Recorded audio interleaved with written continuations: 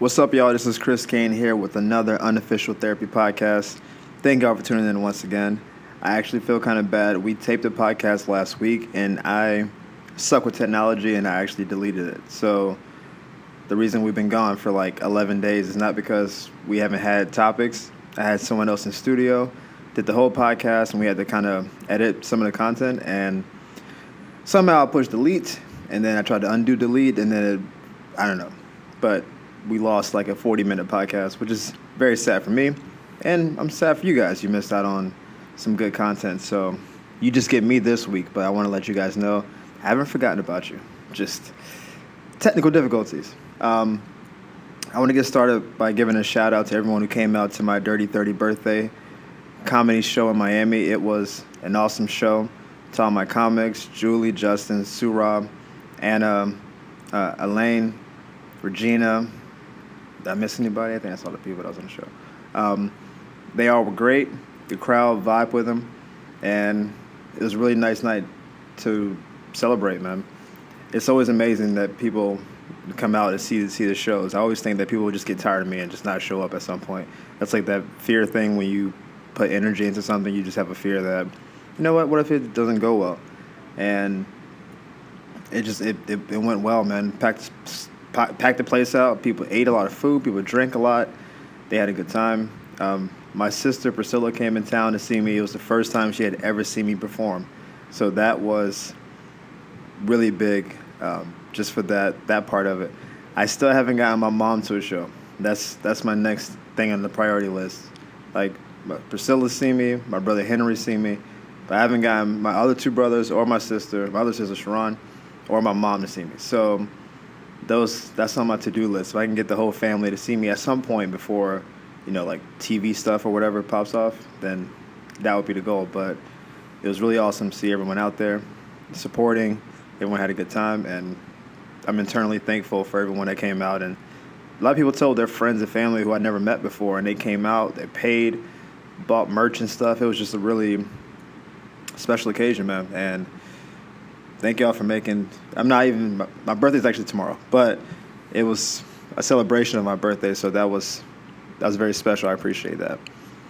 Because I'm turning 30 though, now things are starting to, I can't say crystallize, but this is a good checkpoint to kind of look back on stuff. I think every 5 years is probably a good number to like reevaluate where you've been. And so from 25 to 30, you start thinking about how much you've changed and grown, and a lot of stuff has gone down, man. Like at 25, I think I was just starting to figure out this whole training thing, and I was still in Florida doing that, trying to figure out where I wanted to be with myself. And now 5 years later, I'm out in LA trying to figure it out again. And there's a belief that you should have it all together when you turn 30. I think that's societal. Some of that is biological, I guess. If you're a woman, this is when you should really start thinking about kids and stuff. But I don't know. I don't really subscribe to the age thing. I know we all know people who are under 30 that are killing it. Like 22, 23-year-olds who started their own companies and already, have employees and know tax codes and stuff. We know those people. And then we know 40-year-olds who are just kind of aimlessly going through life. And everyone's different. Everyone's path is different. If your path is one that's more rigid, like I want to start a company. You can start a company as soon as you have an idea, LLC, and you can kind of go from there, right? So the idea of having it all together in that respect, it seems more simplistic. It's just, I want to start a clothes company. Okay, cool. You got a title, company name? Yeah. All right. You have design ideas? Yeah. You can start making it? Yeah. And then you can kind of go from there. If it blows up, it blows up, but you can kind of do that. In this entertainment kind of game, there's a lot of luck involved, and there's a lot of connection kind of things involved. And so you can pop because you are affiliated with the right people. And then you can also just be kind of moving around for a long time, working on your craft, trying to build connections, trying to expand your influence, waiting for the opportunity to pop. And LA is where it's at. And so I'm starting over out here. But even in the time that I've been here, I've seen the improvement. When I first started this podcast, you guys remember, it was, man, I'm just barely hanging on, right? Like it was, yeah, I want to stay here. Hopefully I'm here long enough to make it, but, it's a struggle out here. And now, this 6-8 months later, it's, all right, cool. We're going to stay here for the foreseeable future. Things are good. I got my group Solstice. We're out here putting out content. Things are popping. And now it's just, all right, what's the next step? So we're already building blocks out here when 6 months ago I'm trying to find a block to build in the first place. And so you can look back and reflect on what you've been doing in moments and your growth and all that. I think you have to take solace and take some minor victories and like little wins, right? Because there's plenty of times where you could have given up and just kind of packed it all in and kind of went backwards. And I saw a TED Talk maybe 2 years ago, and they were trying to gauge what makes people more successful than other people. And obviously there's, basic markers. Socioeconomics, if you come from a really nice background and you don't have to work that hard, then you maybe have more financial advantages, so you can just kind of use family income to start a company. It's easier to start a company if you say, Dad, I need $10,000, right? That seems reasonable. There's basic intellect. Some people are just, born quicker, smarter, so they just can kind of figure through it. But what they found that overall the thing that really determines it is grit. It's the ability to just keep pushing, to keep persevering, right? Even if you have advantages financially, first company may just bomb. And then you have to push through that and then start another one. Or find out what went wrong the first time and kind of go from there.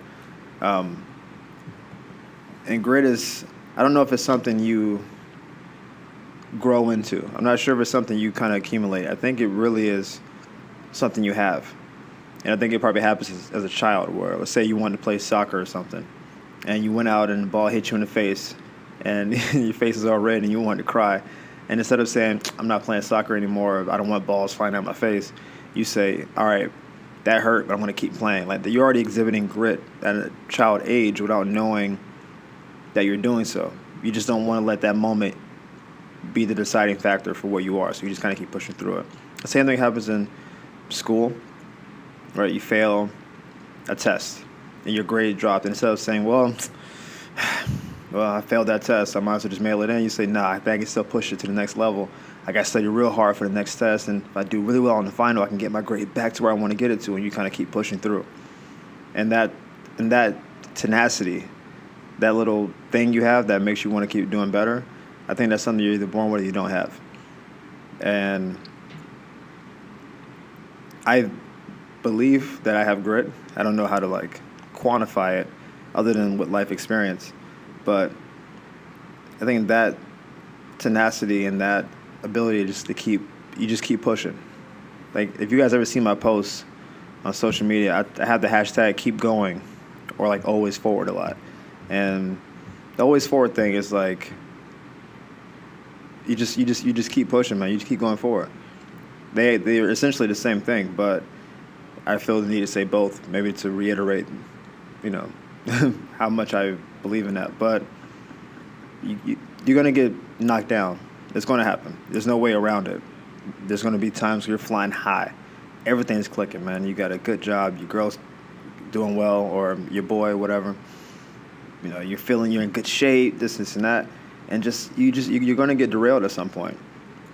We all know people who've been derailed slightly that completely threw them off their course of what they were trying to do. Like, hey, what are you trying to do? Oh, I want to be a photographer.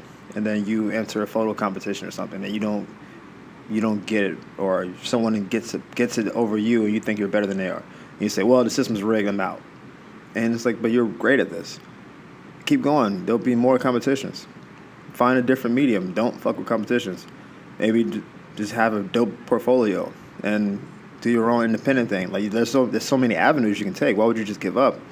And people just bail.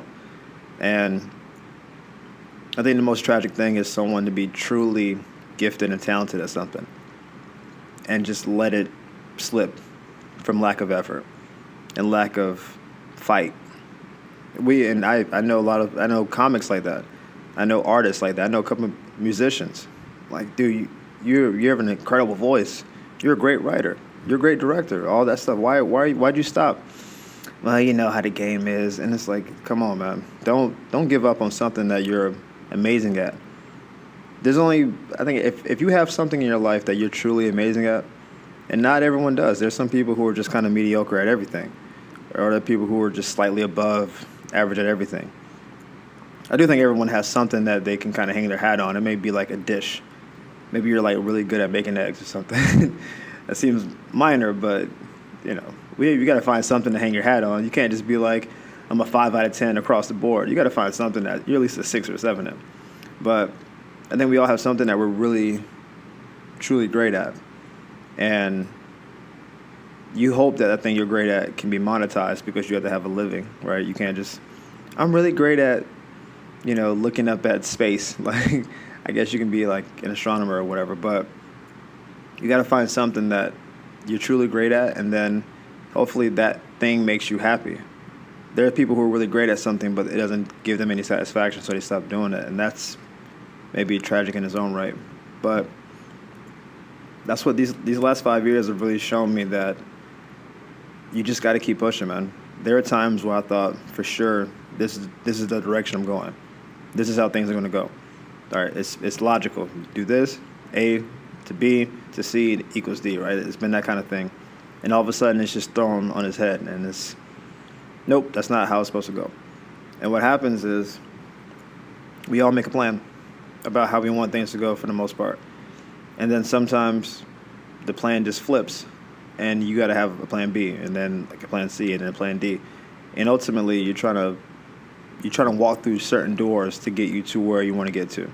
But all you can really do is walk through the doors that open up for you. And sometimes those happen exactly how you planned it out. I'm going to college for 4 years, go to law school, get out, work for this law firm, be a high-powered lawyer, right? That happens like that. But sometimes you go through the first 2 steps and say, I don't want to work for a firm. I want to do my own thing. And then you now go independent. So that's a different door than the first one. And you may get to the same goal, same destination, but you don't know how it goes, right? It's just, I think when I was younger, this is maybe between 20 and 25, I thought I can plan out and just execute everything the way my brain saw it. So it was like, this is my plan. I want to go through things this way. And what started happening is the plan started getting more and more derailed, but I was so stubborn about the plan that I tried to keep forcing it, right? And it's no, this is the plan. It has to work because I've given this much energy to it. And it was that kind of that thinking. I would just keep pushing that plan. And at a certain point, it was, dude, just get off that plan. Obviously, it's not working. Or even if it does work, it's not going to work the way you want it to because you're putting so much more into it than you were willing to put into it when it first started. Maybe you should slightly adjust your trajectory a little bit. And then you find there's happiness in other plans. I never at any point had designs of being a personal trainer. I never even thought about it. It was an opportunity. A friend, a boy Scott, saw me in college. I used to work out all the time when I was doing football stuff. And he was like, listen, man, I know you football was a dream. You got injured, blah, blah, blah. You're in good shape, man. You should come work at the gym. And I was like, well, I'm working at the gym. I worked at Wendy's at the time. Great job, by the way. Love Wendy's. And I was like, well, I already have a job. And he was like, well, you can just do like 8 to 10 hours, dude. Just, I don't know. It's a great job if you want it. And I said, you know what? Why not? And I went for the interview and pretty much got the job on the spot. And once we started doing training stuff, like I was so nervous about hurting people because I knew how to work out for me because I know my body, but I didn't know other people's bodies. But I was so analytical and so literal about everything that I was afraid that if I did a push-up improperly, then I might hurt someone's collarbone, and if they get hurt, then I'll be a bad trainer and I want to make money, and that my credibility would go down. And I was super nervous, so my first sessions were not good. I feel sorry for Jose and all of my other early clients who had to suffer through that phase in my life. But what happened eventually was dude, just keep pushing. All right? Keep learning. Each time you train, you learn something. Each time you progress in exercise or regress in exercise or whatever, you're learning. You're getting your leg, was it a water legs or whatever they call it. Like when you get better in the water, whatever. You're getting better each time you do it. And at a certain point, it was, I think I'm pretty good at this. I wonder how far this can go. And that was like 10 years ago. And I'm a trainer now.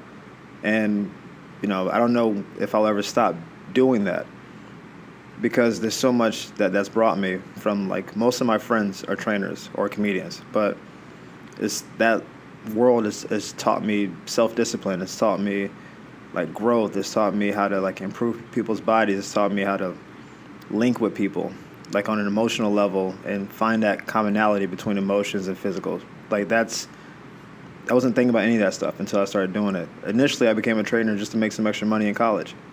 And now it's, how can I expand now I have a training business, right? How do you expand what you do and what you know to affect more and more people, and trying to get involved in online training and all those things that go along with it.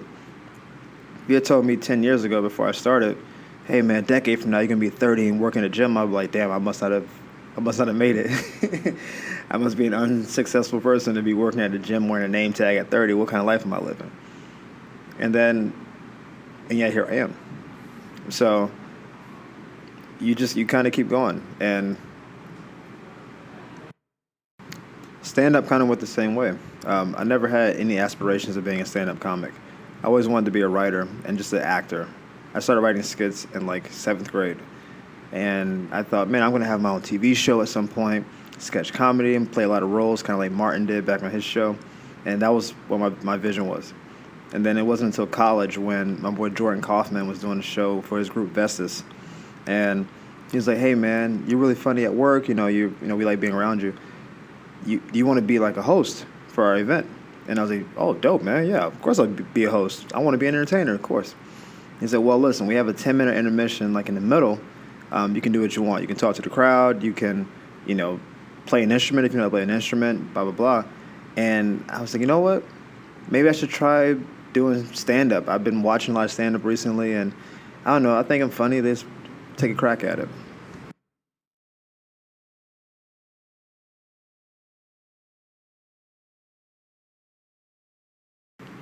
I can't even front. The first time I got on stage, it did not go well.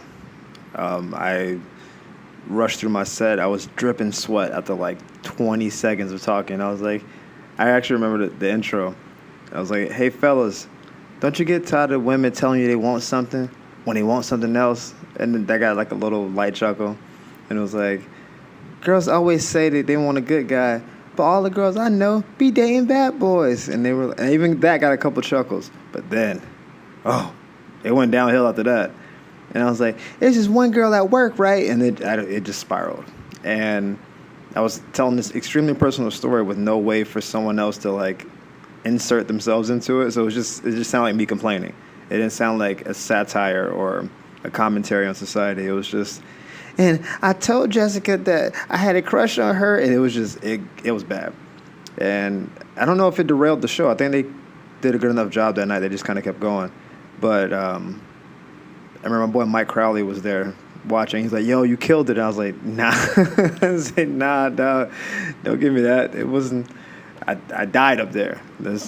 Somebody got killed and it was me. It wasn't good. So, and again, that happened maybe a couple years after I started training. And now I'm in LA pursuing this full time. And he gave me the gateway, and maybe if he hadn't said it, I would have found a way to do an open mic at some point. Who knows what would have happened? But that was the intro to it. And you kind of walk through the doors that open for you. That's the best advice I can give anybody who's younger than I am, or even people who are older than me who haven't figured it out yet. We all have these grand plans for what we want to do. Like, we all wanted things to go exactly the way it goes in our dreams. We want to be the protagonist and the hero of our story all the time. And what happens more likely than not is you start somewhere and then you end up somewhere else. That's why so many people get degrees and then don't work in the field they had their degree in. Right? I don't know what the numbers are. I read it a couple years ago.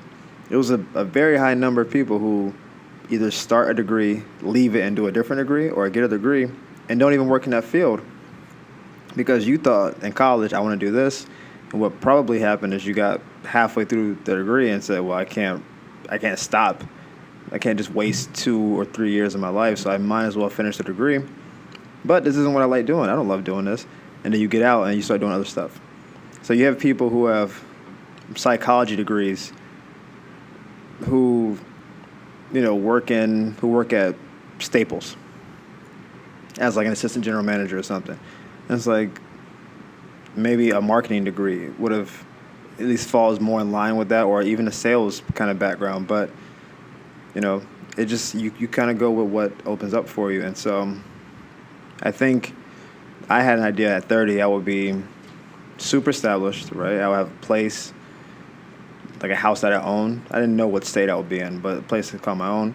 That would be in some TV show or some movie where people can at least snap their fingers. Hey, you were in that one thing. I'm like, yeah, that was me. And you just kind of go from there. That's what I thought I would be at this point. Maybe a kid, maybe not. Probably a kid by this point. And I'm turning 30, and none of those things are what they are. And I can't say that it's from fail. I can't say that's from a lack of effort. I think it's just wasn't what was in the cards. It's just not what was supposed to be. We do this a lot with relationships, right? You get with someone and you're with them for a couple of years, 3, 4, 5-year relationship, and you just assume that you're going to marry them and then live happily ever after. Or let's say you do get married.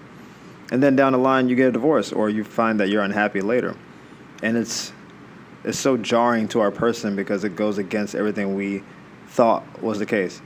5-year relationship, you see me at my best, see me at my worst. We're on the same page, financially we're good, and maybe someone just falls out of, I can't say love, falls out of want to with you. Like, they still love you. They still want what's best for you. They just don't want to be with you anymore. And all of a sudden it's like, what do I do now? I planned my life with this person. And now that's not the case. There's a new door that opens up. I always tell people you're going to find someone better. I don't know if that's true or not. But the idea that was your one shot to be happy seems unreasonable to me. So I have to assume you'll find someone, even if it's not a better person, maybe in terms of the total package, is someone who's better suited for what you are and what you're doing. And so you can kind of, quantify what better is. They may not make as much money, but they make you happier. They may not be as good of a lover, but they're a better parent, right? Like those, you can kind of play with the this or that kind of situation, but I have to believe that. And so I'm approaching 30 at this point, not accomplishing a lot of things I thought I should have accomplished at this point. And I can't be sad about that, or I shouldn't be. I don't think there's any value in that. And so the goal is, when I do this podcast, turning 31, that I'm in a better place than I am now. And you can say, oh, okay, cool. Well, in the past year of 30, I've done X, Y, and Z. And then as 31 comes, I'm going to be doing this. And then for the year of 31, I'm going to do that. And then, we'll see when these things come to fruition. But the bottom line is, wherever you are in your life, I know a lot of people who are near my age or a little bit older are still trying to figure things out. Like if you're in the right profession, if your finances are where they are, trying to get your credit right, your relationship right, and you're just, I should have it all figured out by now. And it's, according to who? I know a lot of parents who don't have it all figured out. And their kids are in high school or in college. And I'm like, you're 48 and you don't have it all figured out. You're still trying to figure out, you're starting careers over at 52. So you obviously don't have it figured out. So why is there a requirement for someone in their 20s and 30s to have it all figured out? Just go down the path that you're going down. Walk through the doors you walk through. Align yourself with people who you think can help you and people who make you better and make you feel, not some type of way, who make you feel valued and make you feel important. And the doors will start to open up and you start making decisions from that. Not every door that opens is the right door. Some doors need to be closed, but all you can do is put yourself in position to walk through the doors. And then once you do, then make the most of whatever's on the other side. I feel good about that wrap up, so I'm going to wrap up the podcast there. It's like, that was a nice little bow to put on it. But thank you guys again for for listening all this time and for supporting me and for allowing me to continue to do this. I want this to keep growing and expanding. There's more fun stuff coming down the pike in this. And next time I talk to you guys, I'll be in my 30s. So that's going to be what it's going to be. Hopefully I have a cool story to tell you about like a birthday thing or a gift I got or what have you. But I don't want to put too much pressure on people to, do stuff. So we'll see how it goes. But as always, hit me up on social medias at Sexy Comedy on Twitter and IG. And I will see you guys next time. Deuces.